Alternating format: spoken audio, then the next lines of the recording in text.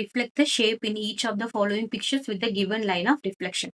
So இதில பார்த்தீங்கன்னா, கரெக்ட்டா எப்பயுமே வந்து பெர்பெண்டிகுலரா தான் அந்த ரிஃப்ளெக்ஷன் இருக்கணும். 90 டிகிரி மாதிரி தான் அந்த நம்ம ஷேப் வரையணும். இப்போ இதில பார்த்தீங்கன்னா, ஏன்றது பாருங்க this is the mid point மாரி நம்ம வச்சுட்டோம்னா, 1, 2 அப்ல இருந்தா 1, 2 நமக்கு டவுன்ல இருக்கும்.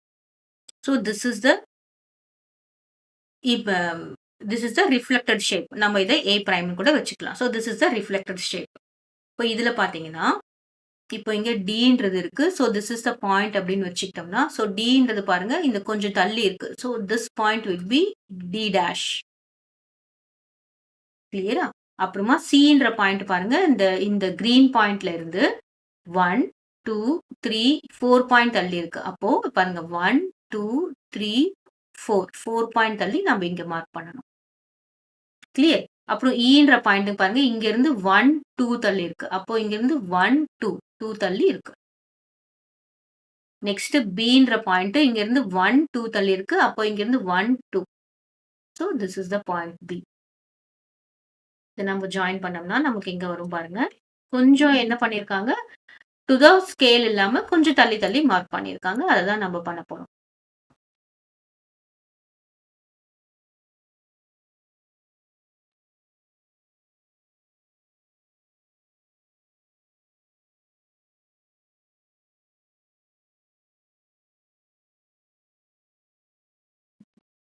இங்கிருந்து this point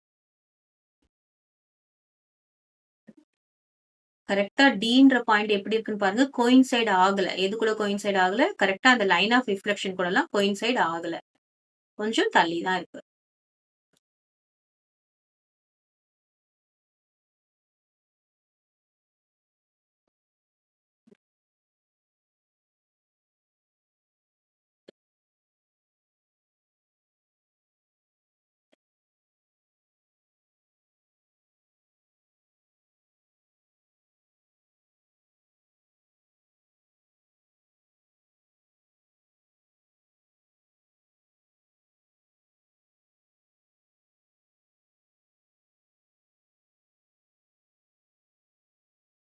so this is the reflected image.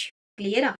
இப்போ நெக்ஸ்ட் ஒன் பார்த்தீங்கன்னா, ஸ்லாண்டிங் நெக்ஸ்ட் இதோட ரிஃப்ளெக்டட் இமேஜ் போட்டோம்னு வச்சுக்கோங்களேன். ஸோ இதெல்லாம் பார்த்தீங்கன்னா ஸ்ட்ரெய்ட்டா இருக்கு. இது 180 டிகிரி இருக்கு. இது 90 டிகிரி இருக்கு. பட் இதோட ஆங்கிளே வேற மாதிரி இருக்குன்றபோது, நமக்கு இப்படி ஒரு பிக்சர் வந்துராது. சரியா? இது தப்பு. இதுக்கு நம்ம என்ன பண்ணணும் அப்படின்னு பார்த்தோம்னா, இந்த ஸ்ட்ரெய்ட் லைன் அதாவது இந்த லைன் ஆஃப் ரிஃப்ளெக்ஷன் இருக்குல்ல, இந்த லைன் ஆஃப் ரிஃப்ளெக்ஷனுக்கு ஸ்ட்ரெய்ட் லைன் ஆர் நம்ம என்ன பண்ணணும் பெர்பெண்டிகுலர் வரையணும். பெர்பெண்டிகுலர்னா என்னது? 90 டிகிரி. ஸோ 90 டிகிரிக்கு நம்ம வெர்டிசைஸ ஜாயின் பண்ணி தான் நம்ம இத வரையணும். இத நம்ம எப்படி எடுக்கலான்னு பார்த்தோம்னா, இப்போ நமக்கு ஃபர்ஸ்ட் என்ன இருக்கு? I இருக்கு. சரியா? I டேஷ் எங்க வரும் அப்படின்னு பார்த்தோம்னா, பாருங்க இதுக்கு இந்த லைன் இருக்குல்ல, அந்த லைனுக்கு ஸ்ட்ரெய்ட்டா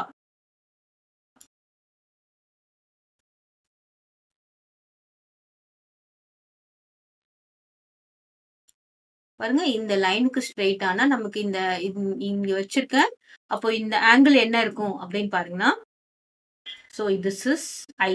அப்போ பார்த்தீங்கன்னா இது ஸ்ட்ரெய்ட் லைன். அப்போ இந்த ஆங்கிள் சரியா? இந்த ஆங்கிள் என்ன இருக்குன்னு பார்த்தீங்கன்னா 90 டிகிரி. சரியா? நான் ஸ்கேல்ல வச்சிருக்கிறது அத பார்க்காதீங்க. இந்த ஆங்கிள் என்னன்னு பார்த்தீங்கன்னா 90 டிகிரி. அப்போ இந்த மிட் பாயிண்ட்ல இருந்து இந்த பாயிண்ட்ல இருந்து இங்க 90 டிகிரி இது மேல இருக்குன்னா, திஸ் இஸ் த பாயிண்ட் என்னதுன்னு பார்த்தீங்கன்னா I டேஷ்.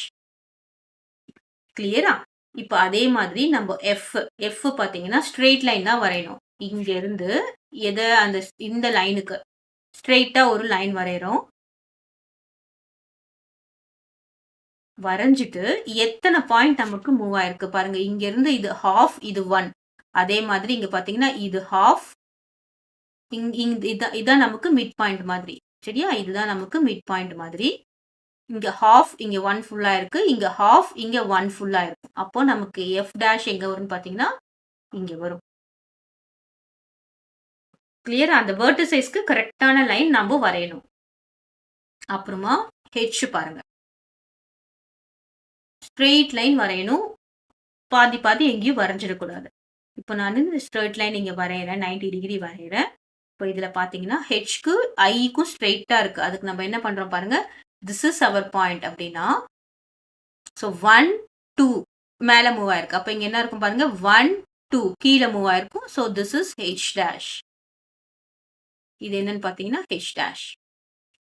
நெக்ஸ்ட் இது பார்த்தீங்கன்னா, இதுவும் ஸ்ட்ரெய்ட் லைன் நம்ம வரைஞ்சோம்னா வந்துரும். ஆம், உங்களுக்கு அது இதுவா கஷ்டமா இருந்ததுன்னா, நம்ம அப்படியே இது பண்ணி கூட போட்டுக்கலாம். ஸோ இங்க இருந்து இந்த பாயிண்ட்‌க்கு நான் straight line வரையறேன்.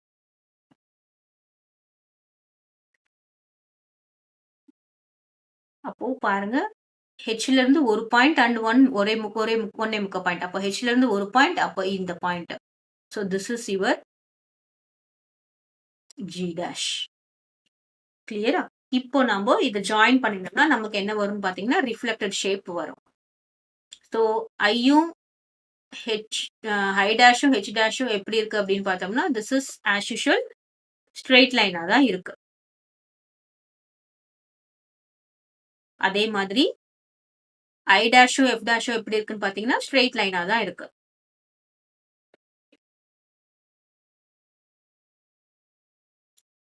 So this is also straight line. This is also straight line. ஃபுல்லா ஜாயின் ஆகல. எங்க வரைக்கும் பாதி வரைக்கும் தான் ஜாயின் ஆயிருக்கு.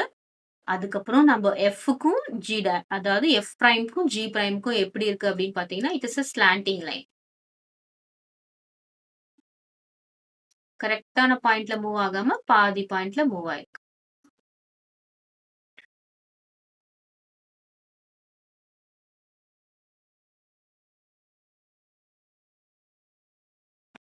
சோ நமக்கு எப்படி இருக்கு பாருங்க ஷேப். இதுதான் ஷேப்.